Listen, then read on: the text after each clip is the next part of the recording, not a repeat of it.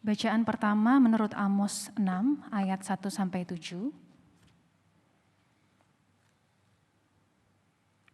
Bacaan pertama menurut Amos 6 ayat 1-7. Rasa tentram yang palsu. Celaka atas orang-orang yang merasa aman di Sion, atas orang-orang yang merasa tentram di Gunung Samaria, atas orang-orang terkemuka dari bangsa yang utama, orang-orang yang kepada mereka kaum Israel biasa datang. Menyeberanglah ke Kalne dan lihat-lihatlah. Berjalanlah dari sana ke Hamat yang besar itu. Dan pergilah ke Gat orang Filistin. Adakah mereka lebih baik dari kerajaan-kerajaan ini? Atau lebih besarkah daerah mereka dari daerahmu? Hai kamu yang menganggap jauh dari malapetaka, tetapi mendekatkan pemerintahan kekerasan, yang berbaring di tempat tidur dari gading dan duduk berjuntai di ranjang, yang memakan anak-anak domba dari kumpulan kambing domba, dan anak-anak lembu dari tengah-tengah kawanan binatang yang tambun, yang bernyanyi-nyanyi mendengar bunyi gambus, dan seperti Daud menciptakan bunyi-bunyian bagi dirinya, yang minum anggur dari bokor, dan berurap dengan minyak yang paling baik, tetapi tidak berduka karena hancurnya keturunan Yusuf. Sebab itu sekarang mereka akan pergi sebagai orang buangan di kepala barisan, dan berlalulah keriuhan pesta orang-orang yang duduk berjuntai itu. Demikianlah sabda Tuhan. Syukur kepada Allah.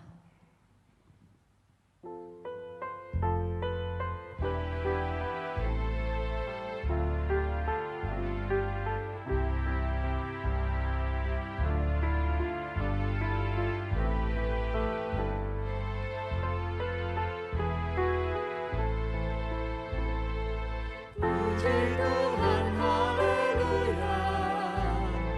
Puji Dia wahai jiwaku. Puji Tuhan, haleluya.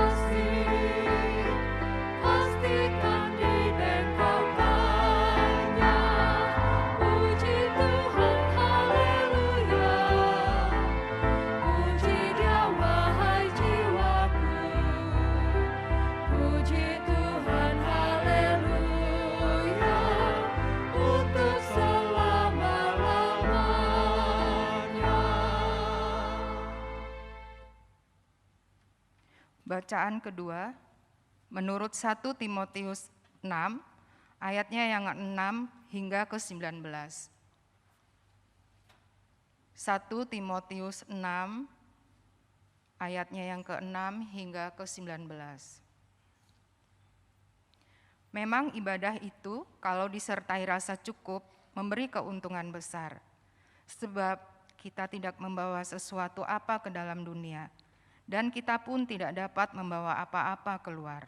Asal ada makanan dan pakaian, cukuplah. Tetapi mereka yang ingin kaya terjatuh ke dalam pencobaan, ke dalam jerat, dan ke dalam berbagai-bagai nafsu yang hampa dan yang mencelakakan, yang menenggelamkan manusia ke dalam keruntuhan dan kebinasaan. Karena akar segala kejahatan ialah cinta uang. Sebab oleh memburu uanglah beberapa orang telah menyimpang dari iman dan menyiksa dirinya dengan berbagai-bagai duka. Tetapi engkau, hai manusia Allah, jauhilah semuanya itu. Kejarlah keadilan, ibadah, kesetiaan, kasih, kesabaran, dan kelembutan. Bertandinglah dalam pertandingan iman yang benar, dan rebutlah hidup yang kekal. Untuk itulah engkau telah dipanggil dan telah engkau ikrarkan ikrar yang benar di depan banyak saksi. Di hadapan Allah yang memberikan hidup kepada segala sesuatu, dan di hadapan Kristus Yesus yang telah mengikrarkan ikrar yang benar itu, juga di muka Pontius Pilatus, kuserukan kepadamu. Turutilah perintah ini dengan tidak bercacat dan tidak bercela, hingga pada saat Tuhan kita Yesus Kristus menyatakan dirinya, yaitu saat yang akan ditentukan oleh penguasa, yang satu-satunya dan yang penuh bahagia, Raja di atas segala raja, dan Tuan di atas segala tuan. Dialah satu-satunya yang tidak takluk kepada maut, bersemayam dalam terang yang tak terhampiri. Seorang pun tak pernah melihat dia, dan memang manusia tidak dapat melihat dia. Baginya lah hormat dan kuasa yang kekal.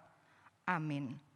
Peringatkanlah kepada orang-orang kaya di dunia ini, agar mereka jangan tinggi hati dan jangan berharap pada sesuatu yang tak tentu seperti kekayaan, melainkan pada Allah yang dalam kekayaannya memberikan kepada kita segala sesuatu untuk dinikmati. Peringatkanlah agar mereka itu berbuat baik, menjadi kaya dalam kebajikan, suka memberi dan membagi, dan dengan demikian mengumpulkan suatu harta sebagai dasar yang baik bagi dirinya di waktu yang akan datang untuk mencapai hidup yang sebenarnya. Demikianlah sabda Tuhan. Syukur kepada Allah. Injil Tuhan kita Yesus Kristus menurut Lukas pasal 16 ayat 19 sampai 31. Lukas pasal 16 ayat 19 sampai 31 di dalam perumpamaan orang kaya dan Lazarus yang miskin. Ada seorang kaya yang selalu berpakaian jubah ungu dan kain halus, dan setiap hari ia bersukaria dalam kemewahan. Dan ada seorang pengemis bernama Lazarus, badannya penuh dengan borok, berbaring dekat pintu rumah orang kaya itu, dan ingin menghilangkan laparnya dengan apa yang jatuh dari meja orang kaya itu. Malahan anjing-anjing datang dan menjilat boroknya. Kemudian matilah orang miskin itu, lalu dibawa oleh malaikat-malaikat ke pangkuan Abraham. Orang kaya itu juga mati, lalu dikubur. Dan sementara ia menderita sengsara di alam maut, ia memandang ke atas, dan dari jauh dilihatnya Abraham dan Lazarus duduk di pangkuannya. Lalu ia berseru, katanya, "Bapa Abraham, kasihanilah aku, suruhlah Lazarus supaya ia mencelupkan ujung jarinya ke dalam air dan menyejukkan lidahku, sebab aku sangat kesakitan dalam nyala api ini." Tetapi Abraham berkata, "Anak, ingatlah bahwa engkau telah menerima segala yang baik sewaktu hidupmu, sedangkan Lazarus segala yang buruk. Sekarang ia mendapat hiburan dan engkau sangat menderita. Selain daripada itu di antara kami dan engkau terbentang jurang yang tak terseberangi, supaya mereka yang mau pergi dari sini kepadamu ataupun mereka yang mau datang dari situ kepada kami tidak dapat menyeberang. Kata orang itu, kalau demikian aku minta kepadamu Bapa, supaya engkau menyuruh dia ke rumah ayahku. Sebab masih ada 5 orang saudaraku, supaya ia memperingati mereka dengan sungguh agar mereka jangan masuk kelak ke dalam tempat penderitaan ini. Tetapi kata Abraham, ada pada mereka kesaksian Musa dan para nabi, baiklah mereka mendengarkan kesaksian itu. Jawab orang itu, tidak Bapak Abraham. Tetapi jika ada seorang yang datang dari antara orang mati kepada mereka, mereka akan bertobat. Kata Abraham kepadanya, jika mereka tidak mendengarkan kesaksian Musa dan para nabi, mereka tidak juga akan mau diyakinkan sekalipun oleh seorang yang bangkit dari antara orang mati. Demikianlah Injil Tuhan Yesus Kristus. Berbahagialah kita yang boleh mendengarkan firman Allah dan yang setia memelihara dan melakukannya. Haleluya.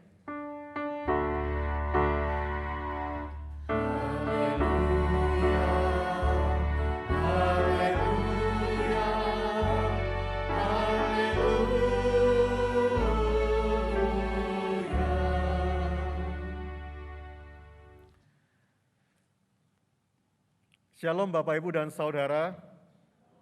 Senang rasanya boleh menjumpai Bapak Ibu secara onsite, juga beberapa yang secara online. Namun juga tetap mengundang Bapak Ibu yang masih online, yuk datang ke gereja.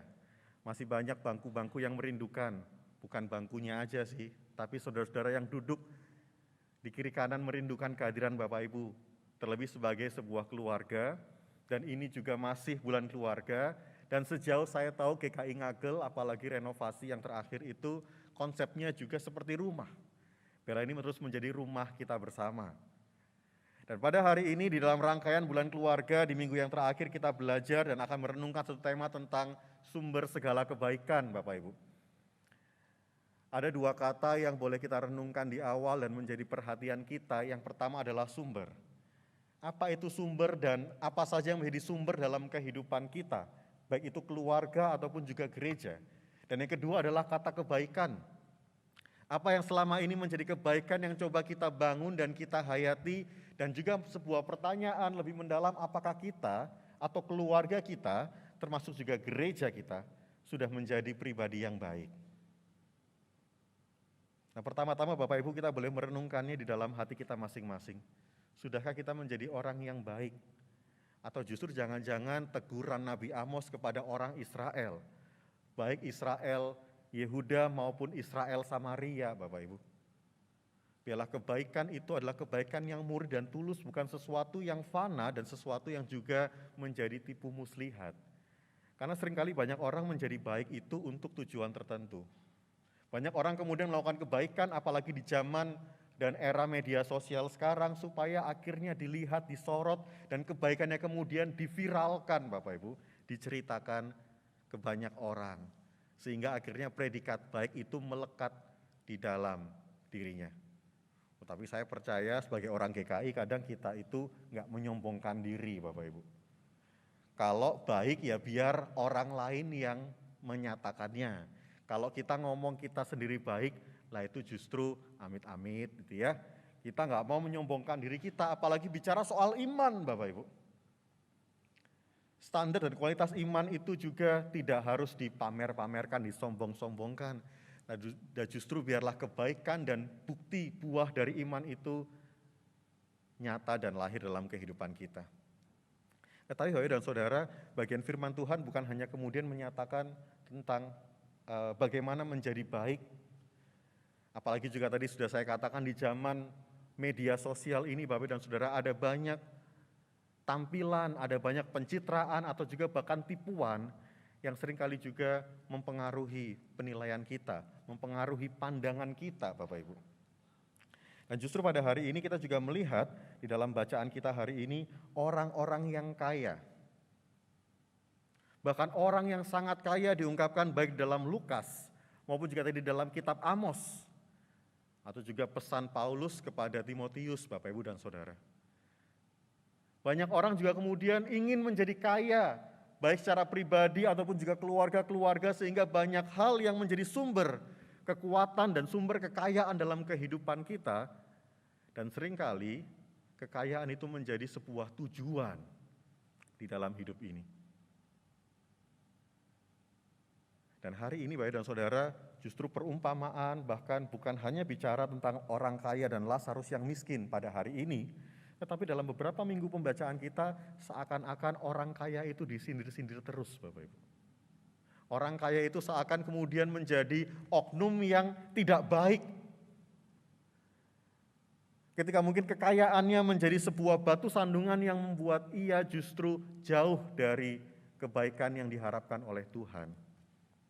Kita melihat bahwa orang kaya yang tadinya menikmati kehidupannya dengan pakaian, bahkan juga dengan kemewahan setiap hari Bapak Ibu, sehingga di dalam kemewahan yang menyilaukan matanya itu, ia tidak bisa melihat dan menyadari keberadaan Lazarus. Memang bagian firman Tuhan ini sebagai sebuah perumpamaan yang ingin memperbaiki relasi sosial pada masa itu Bapak Ibu dan Saudara. Ketika orang Israel bahkan sesama orang Yahudi seperti yang diungkapkan oleh Amos tadi dalam bacaan yang pertama Bapak Ibu, punya tugas dan tanggung jawab untuk saling menjaga sebagai satu keluarga, sesama orang Yahudi. Tetapi oleh karena kemewahan, oleh karena berbagai sumber dalam kehidupannya yang mungkin juga sudah menjadi pencapaian hidupnya, loh, kalau saya punya kekayaan, saya punya jabatan, saya punya hal-hal yang ada dalam kehidupan saya sekarang, ya nggak salah dong saya menikmatinya. Nggak salah dong kemudian Bapak Ibu Saudara juga di hari-hari ini setelah berbagai macam perjuangan di dalam kehidupan kita, ya waktunya sekarang untuk menikmati hidup. Tapi Bapak dan Saudara, bukan sekedar bicara menikmati hidup sebagai sebuah sumber dan sebagai sebuah pencapaian atas kehidupan selama ini, tetapi justru di sana bukan kemudian apa yang telah Tuhan berikan di dalam kehidupan kita, bahkan juga dalam kehidupan orang Israel dalam hal ini, menjadi sebuah kebaikan yang kemudian dapat dirasakan. Karena tadi sudah saya katakan kemewahan yang menyilaukan matanya, sehingga Lazarus yang sebangsa dengan dia, yang satu suku dengan dia, yang bahkan ada di pintu gerbang rumahnya, tidak digubris dan tidak diperhatikan Bapak Ibu. Memang bagian firman Tuhan ini juga sebagaimana pembacaan firman Tuhan di sepanjang hari ini, ingin menggugah kita supaya kebaikan yang mau kita hadirkan itu Bapak Ibu dan Saudara, bicara tentang kepedulian, bicara tentang hati. Supaya sebagai keluarga kita pun juga kembali diingatkan ketika kita ada sampai dengan hari ini. Kita tidak sendiri. Nggak pernah ada satu orang yang langsung datang dari antah berantah, kecuali merantau Bapak Ibu ya, kemudian datang di Surabaya, belajar ataupun bekerja dan merintis kehidupannya. Tetapi setiap pribadi kita pasti datang dari keluarga kita masing-masing. Nah, di situ Tuhan ingin menunjukkan dan mengingatkan kepada kita bahwa hidup kita nggak sendiri. Demikian juga dengan keberadaan diri kita dengan orang lain. Sehingga dari penjelasan bagian ini, pertama-tama Bapak Ibu, kita mau kenakan dulu kepada keluarga kita. Kalau kita mau menjadi keluarga yang baik Bapak Ibu dan Saudara, ternyata kembali keluarga kita pun juga tidak hidup sendiri. Bahkan juga sebagai gereja, kita juga ada di dalam sebuah lingkungan keberadaan dengan orang lain, yang tak jarang juga Bapak Ibu, satu keburukan saja yang kemudian terjadi dalam kehidupan kita, itu justru lebih disoroti. Ada banyak orang kemudian mengatakan, wis capek jadi orang baik. Saya sudah melakukan banyak hal yang baik, bahkan juga kalau bicara gereja saya sudah melayani, saya sudah memberi waktu, saya sudah memberi perhatian, tetapi ketika ada satu hal yang buruk, itu diomongin sampai enggak selesai Bapak Ibu. Apalagi juga kalau sudah masuk media sosial. Wah, komen orang-orang yang bahkan tidak mengenal kita sekalipun itu bisa sangat menyakitkan Bapak Ibu. Nah, di sanalah kebaikan itu juga berhadapan dengan dunia yang buruk, yang lebih banyak dan lebih menyoroti keburukan orang lain daripada kebaikannya. Tapi kembali di hari ini Bapak Ibu dan Saudara, Tuhan ingin mengajak Sebelum melihat sumber segala kebaikan yang utama itu pertama-tama dari dalam hati kita. Juga sebagai keluarga dan pribadi. Apakah kita bisa melihat kebaikan bukan hanya dalam diri kita, tetapi melihat kebaikan dalam diri orang lain sehingga di tengah dunia yang masih penuh dengan sorotan, yang mengeksplor dan mengekspos keburukan orang lain itu jauh lebih penting dan lebih menarik ketimbang menghargai kebaikan orang lain. Maka pertama-tama Tuhan ingin panggil kita untuk melihat hal itu. Atau justru karena dunia ini semua sekarang sibuk dengan dirinya sendiri, Bapak Ibu.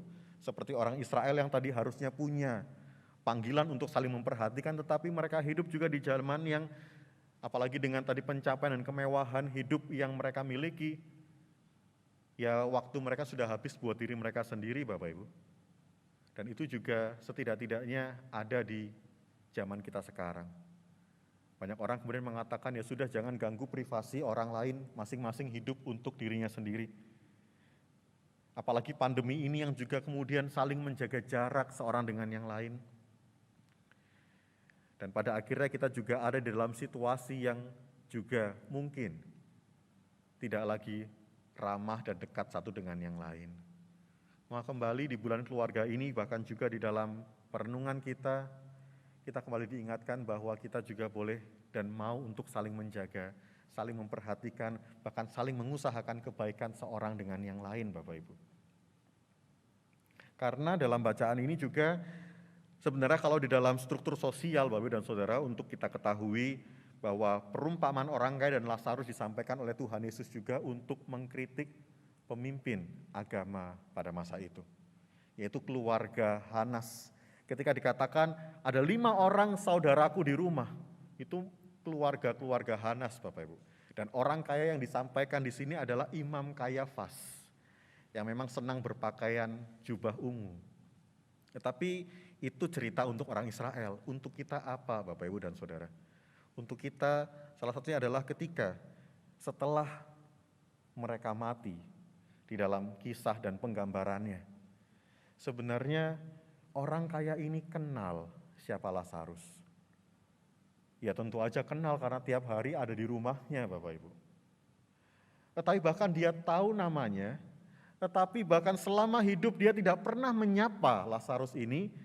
Ketika sudah meninggal, sudah mati, baru dia menyapa dan memanggil namanya Lazarus.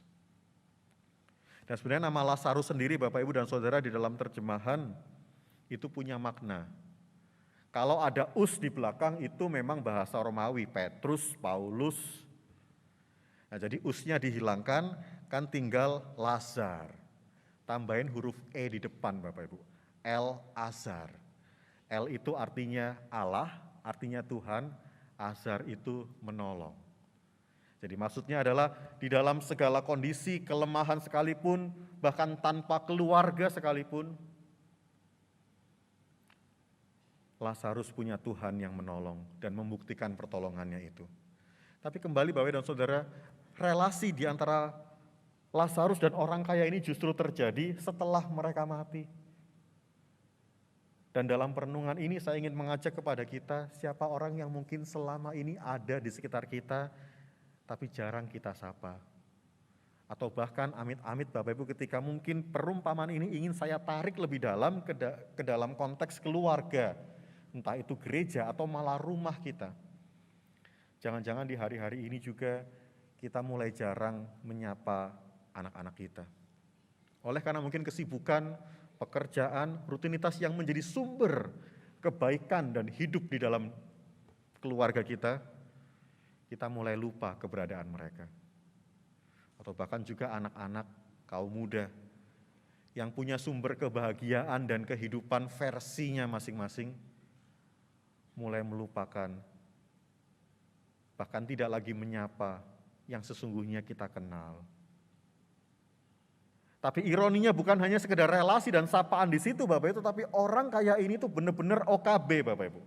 Tapi bukan orang kaya baru, tapi orang kaya banget. Karena setelah meninggal pun dia masih menyuruh Lazarus. Tetap mentalnya mental orang kaya, mental atasan Bapak Ibu ya.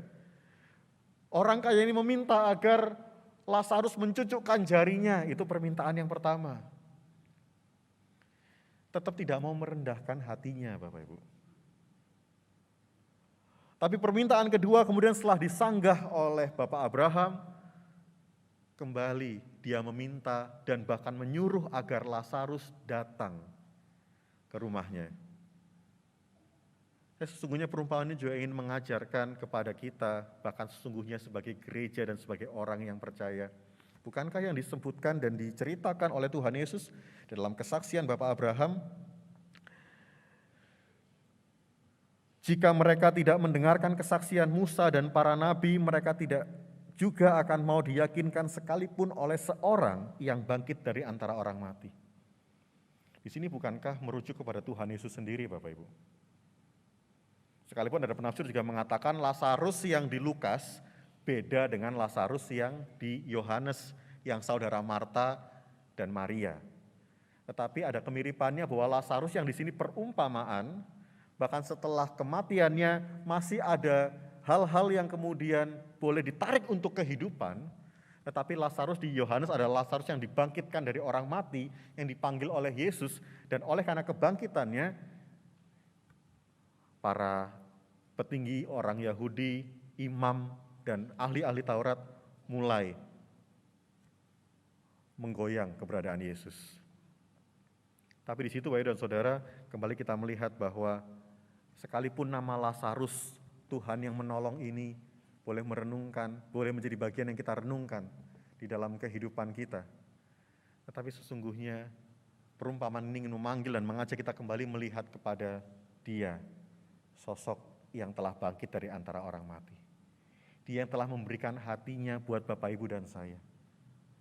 Dia Allah yang mau juga melibatkan kita sebagai anak-anaknya. Bahkan disitulah dia memberikan yang terbaik, Bapak Ibu.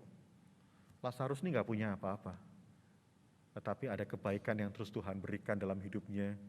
Bahkan kebaikan yang bukan bicara soal materi. Dikatakan kepada Timotius tadi, ibadah jika disertai rasa cukup, memiliki hal yang luar biasa.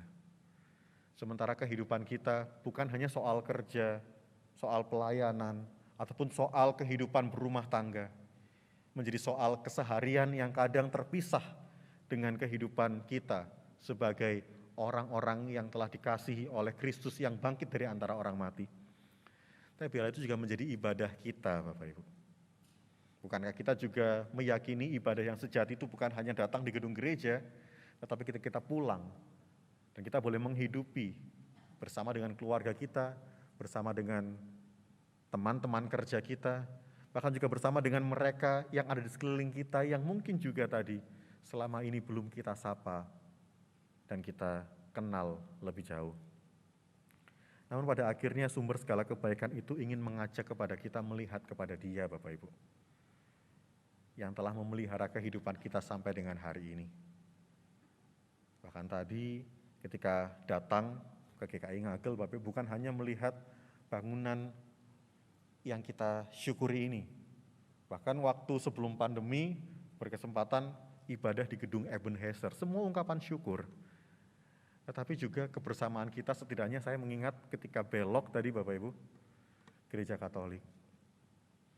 Kita pernah digoyang teror 2018. Yang itu juga dilakukan oleh satu keluarga, Bapak Ibu, yang bahkan mengorbankan anaknya untuk tindakan keji. Tetapi saya juga mengingat di dalam kisah yang juga kemudian viral, ada seorang ibu yang bernama Weni Hudoyo. Beberapa di antara Bapak Ibu mungkin juga kenal, apa tetangganya, yang kedua anaknya menjadi korban bom di gereja Katolik tetangga kita. Tetapi tidak ada umpatan, cacian, dan hinaan, tetapi hatinya oleh karena melihat Kristus yang tetap menolong di dalam segala keadaan. Tiap tahun coba merayakan ulang tahun anak-anaknya ini, Bapak Ibu, mendiang Evan dan Nathan yang menjadi korban. Tetapi dari sanalah hidupnya mengalirkan sumber kehidupan dan sumber kebaikan. Dan sebagaimana perenungan kita di hari ini, biarlah kita juga terus boleh menghayati dan melakukan segala hal yang baik dalam hidup kita. Dan ada satu video yang boleh kita lihat dulu Bapak Ibu, sebelum kita akan menutup bagian ini. Minta tolong tim multimedia.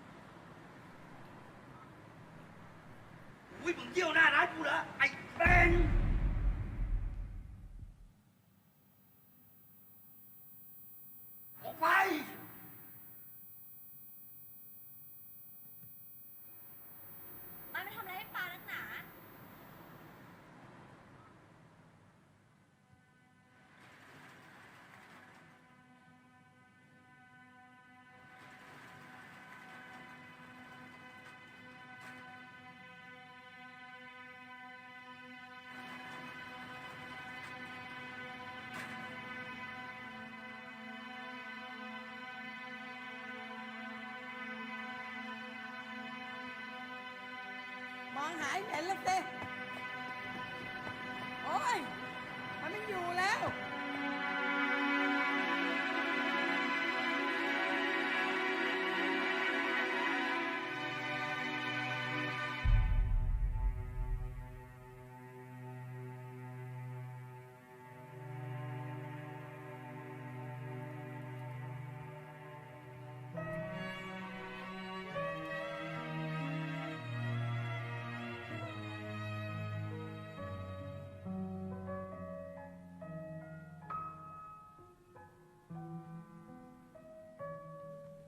Itu saat terakhir yang tadi pertemuan mereka Bapak Ibu. Ini ternyata hari-hari sebelumnya. Pengemis atau mungkin maaf orang gila ini terus menjaga toko si bapak dari tindakan-tindakan orang yang mau mencoret-coret, mau merusak.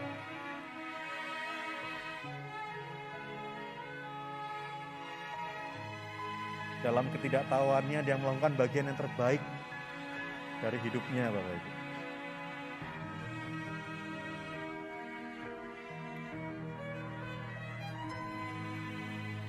Dari orang mabuk yang mau mengotori tempat si bapak,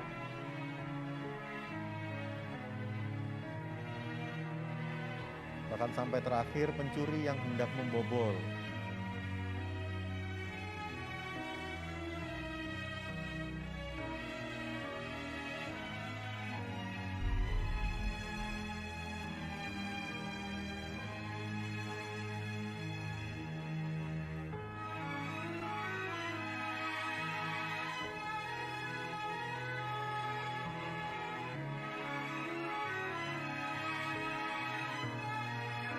Yang ternyata oleh tindakan itu, orang ini mungkin memang tidak dianggap, tidak punya arti dalam masyarakat.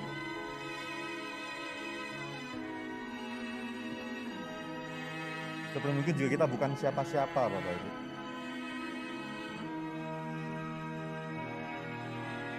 Sehingga pada akhirnya itu yang membuat orang ini tidak lagi muncul di toko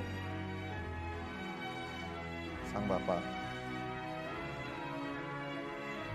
Seperti halnya orang kaya dalam bacaan tadi, hanya tinggal penyesalan.